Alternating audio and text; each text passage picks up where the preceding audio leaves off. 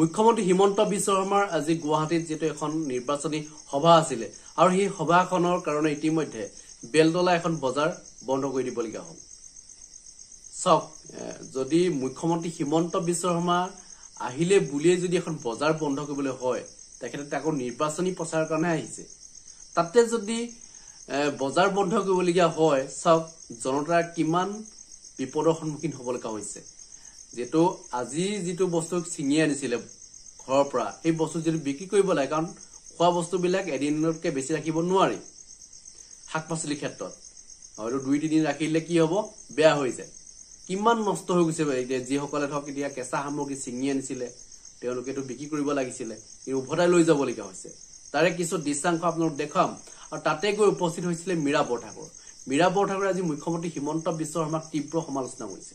কাৰণ এনেকুৱা এটা দিন হয়তো আহিব বুলি কোনো কল্পনা কৰা নাছিলে যে মুখ্যমন্ত্ৰী হিমন্ত বিশ্ব শৰ্মাই নিৰ্বাচনী প্ৰচাৰ চলালেই দোকান বন্ধ কৰি দিয়া হয়, বজাৰ বন্ধ কৰি দিয়া হয়, আৰু লগতে কেতিয়াবা এম্বুলেন্সো ৰখাই থবলগীয়া হয়, আমি দেখা পাইছো।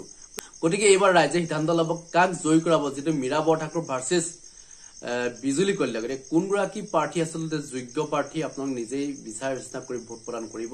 আজি মীৰা বৰঠাকুৰ কি বুলি কৈছে মুখ্যমন্ত্ৰী হিমন্ত বিশ্ব শৰ্মাক লৈ আপোনালোক শুনাব বিচাৰিছো।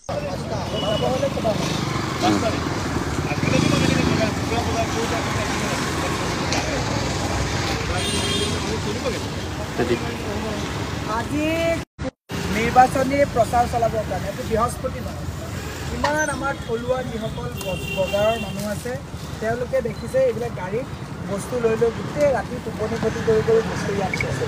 আৰু মুখ্যমন্ত্ৰীয়ে এদিন নিজে এটা ডাইলগ কৈছিলে, কুই ৰজা মহাৰাজা আয়েগা কিয়া। আজি মুখ্যমন্ত্ৰী আহিব, বজাৰ বন্ধ কৰি দিছে। এনেকুৱা এটা পৰিৱেশ লৈ গৈছে যে মুখ্যমন্ত্ৰীয়ে নিৰ্বাচনী প্ৰচাৰত আহিব, আৰু সেইকাৰণে আজি বৃহস্পতিবাৰৰ বেলতলাৰ ইমান ব্যস্ততাপূৰ্ণ এখন বজাৰ আজি বন্ধ কৰি দিয়া হৈছে। মই মুখ্যমন্ত্ৰী হিমন্ত বিশ্ব শৰ্মা ডাঙৰীয়াক কৈছোঁ, আপুনি আপোনাৰ গাত নিজেই খান্দিছে। ৰাইজৰ মাজত নৰেন্দ্ৰ মোদী আহিল, মেটেল ডিটেক্টৰ আপোনালোকে বেৰিকেড বান্ধি 8 ঘণ্টা মানুহক হাৰাশাস্তি কৰিলে। অমিত শ্বাহ আহিল, 6 ঘণ্টা বেৰিকেড বনাই মানুহক আপোনালোকে অশান্তি দিলে। আজি বেলতলা হাইস্কুলত খেলপথাৰত মুখ্যমন্ত্ৰীয়ে নিৰ্বাচনী প্ৰচাৰ চলাব আহিব, তাত আমাৰ একো আপত্তি নাই। মুখ্যমন্ত্ৰী ৰজা নেকি? আমি ৰজাৰ প্ৰজা নেকি যে মুখ্যমন্ত্ৰীয়ে ইয়াত আজি নিৰ্বাচনী প্ৰচাৰ চলাব আহিব আৰু তেওঁ বেলতলাৰ আজি বৃহস্পতিবাৰৰ ব্যস্ততাপূৰ্ণ বজাৰখন আজি বন্ধ কৰি দিলে।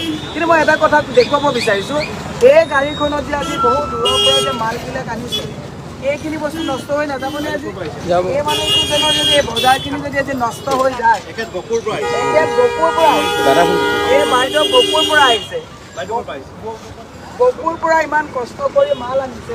এইবিলাক হৈছে কেঁচা সামগ্ৰী। এই কেঁচা সামগ্ৰী যদি এতিয়া বিক্ৰী কৰা নাযায়, আজি গোটেই দিনটো সপ্তাহটোৰ লছ হ'ব।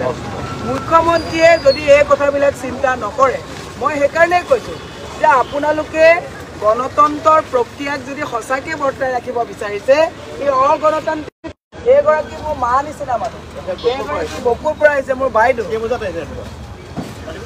তেওঁলোকে ৰাতি 3টা বজাতে 3-4টা বজাতে আহিছে। চবতছে দুৰ্ভাগ্যজনক কথা, কেমেৰাত দেখাওকচোন, এইখিনি আজি যদি বিকিব নোৱাৰে, এই শাকখিনি যদি আজি, এইটো লাও শাক, এইটো যদি আজি বিকিব নোৱাৰে, তেতিয়াহ'লে এইখিনি গোটেইখিনি নষ্ট হ'ব। এই মানুহগৰাকীয়ে এখন গাড়ী ভাড়া কৰি পেলাই আনি যদি এই শাকখিনি আজি বিকিবই নোৱাৰে, তেতিয়াহ'লে তেওঁ গাড়ী ভড়াও গ'ল, প্ৰফিটো গ'ল, আৰু ৰাতি যে 3টা বজাৰ পৰা টোপনি ক্ষতি কৰি আহিলে তেওঁৰ দায়িত্ব কোনে ল'ব? মই মুখ্যমন্ত্ৰীক এটা কথা কৈছোঁ, এইটো সহ্য কৰা নহয়। মই কিন্তু নিৰ্বাচনী প্ৰচাৰৰ কাৰণে অহা নাই, মই আপুনি নিজে কোৱা কথাটো আকৌ কৈছোঁ, কুই ৰজা মহাৰাজা আয়েগা কিয়া। তেওঁলোকে ৰজাৰ দৰে আচৰণ কৰিছে। আৰু আমাৰবিলাকৰ এইখন চৰকাৰ অহা 5 বছৰলৈ যদি এইখন চৰকাৰ আকৌ ডাবল ইঞ্জিনৰ চৰকাৰখন আহে, তেতিয়াহ'লে আমাৰ নিচিনা এই বাইদেউৰ নিচিনা সাধাৰণ মানুহ, এইবিলাক মানুহ জীয়াই থাকিবৰ কাৰণে 100 বাৰ চিন্তা কৰিব লাগিব। এওঁলোকে গণতান্ত্ৰিকভাৱে এওঁলোকে এই ৰাস্তাবিলাক দেখুৱাওকচোন, ৰাস্তা চাওকচোন। আজি বৃহস্পতিবাৰ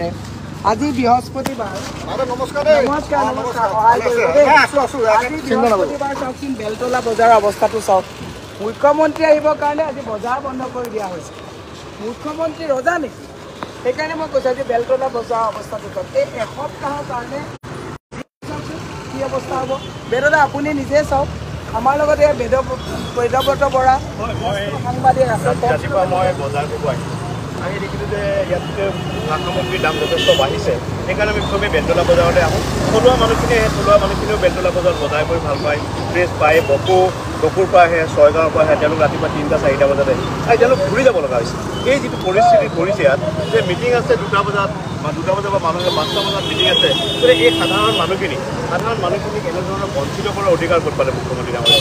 যে তেখেত আহিব, সভা কৰিব, চব ঠিক আছে। তেখেতে বিদ্যালয়ত সভা পাতিব, কংগ্ৰেছৰ এখন সভা পাতিবৰ কাৰণে বাৰে বাৰে এপ্লিকেশ্যন দিব লগা হয়, পাৰ্মিশ্যন নিদিয়ে, পাৰ্মিশ্যনটো কেঞ্চেল কৰি দিয়ে। ইয়াত কিন্তু এতিয়া এখন বিজেপিৰ সভাৰ কাৰণে আজি আচলতে বজাৰ বন্ধ কৰি দিয়া হৈছে। এই থলুৱা মানুহবিলাকক বঞ্চিত কৰা হৈছে। এই থলুৱা মানুহবিলাকে কিন্তু ইয়াৰ উত্তৰ দিব। আমি জানো যে ৰাইজ ক্ষোভত আছে আৰু ৰাইজ ক্ষোভক ক্ষোভিত কৰিছে। তেওঁলোকে যি মন যায় তাকে কৰিছে, যি মন যায় তাকে কৰিলে গণতান্ত্ৰিক দেশ এখনত নচলিব। তেখেতসকলে এতিয়া বজাৰ কৰিব আহিবলৈ সকলো মানুহ সুধা বেগ লৈ ঘূৰি যাব লগা হৈছে। ৰাতিপুৱা 4টা বজাৰ পৰা তেওঁলোক ৰখি আছে বজাৰ কৰিব। গতিকে এই ব্যৱস্থাৰ মানুহে অৱসান বিচাৰিছে, আৰু মীৰা বৰঠাকুৰ এতিয়া খবৰটো পাই লগে লগে মানুহৰ দুখ বুজি পেলাই দৌৰি আহিছে। তেখেতে মানুহৰ দুখ দুৰ্দশা সদায় তেওঁ ওচৰত আছে। আমি জানো যে মীৰা বৰঠাকুৰৰ মানুহে এইবাৰ সেইকাৰণে সঁহাৰি জনাব, মীৰা বৰঠাকুৰৰ মানুহে ভোট দিব। মই খালি শেষত মুখ্যমন্ত্ৰীলৈ আহ্বান জনাইছোঁ, পুলিচ প্ৰশাসনলৈ আহ্বান জনাইছোঁ। পুলিচ প্ৰশাসনে একেবাৰে যে চব একেবাৰে মেৰুদণ্ড হটাই দিছে যে মুখ্যমন্ত্ৰী আহিবৰ কাৰণে। মুখ্যমন্ত্ৰী এইবিলাক মানুহৰ ভোট লৈহে মুখ্যমন্ত্ৰী হৈছে। মুখ্যমন্ত্ৰী নিজে মুখ্যমন্ত্ৰী হৈছে নেকি? যিসকল ৰাইজৰ ভোট লৈ মুখ্যমন্ত্ৰী হৈছে তেওঁলোকৰ যদি সুবিধা অসুবিধাৰ কথাত যদি চিন্তা নকৰে, তেতিয়াহ'লে কেতিয়া চিন্তা কৰিব?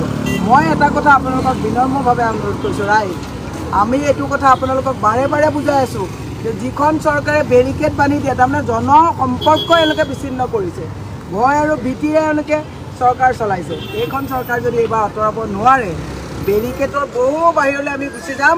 4 জুনৰ পিছত আমি উশাহ লওঁতে 10 বাৰ চিন্তা কৰিব লাগিব। সেইকাৰণে 5টা বজাত মিটিং, ৰাতিপুৱা যদি আজি 6টা বজাৰ পৰা 2টা বজালৈকেও বজাৰ দিলেহেঁতেন, তেতিয়াও মুখ্যমন্ত্ৰী আহিব পাৰিলেহেঁতেন।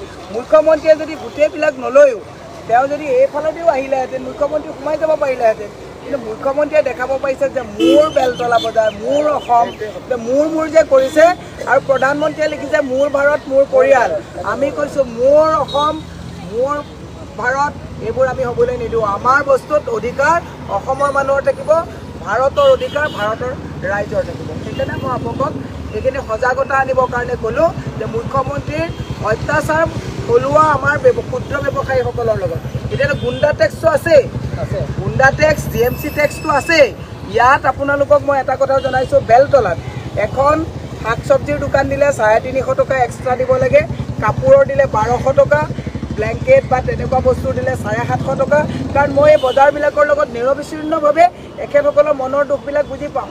GMC টেক্স আৰু লেচি টেক্সটো গুণ্ডা টেক্স আছেই। সেইবিলাকৰ পাছত আজি এইটো অৱস্থা। মই সেইকাৰণে ৰাইজৰ জ্ঞাতাৰ্থে সজাগতা আনিলোঁ যে চাওক এইখন চৰকাৰে কেনেকুৱা এটা পৰিৱেশলৈ আমাক লৈ গৈছে। ধন্যবাদ।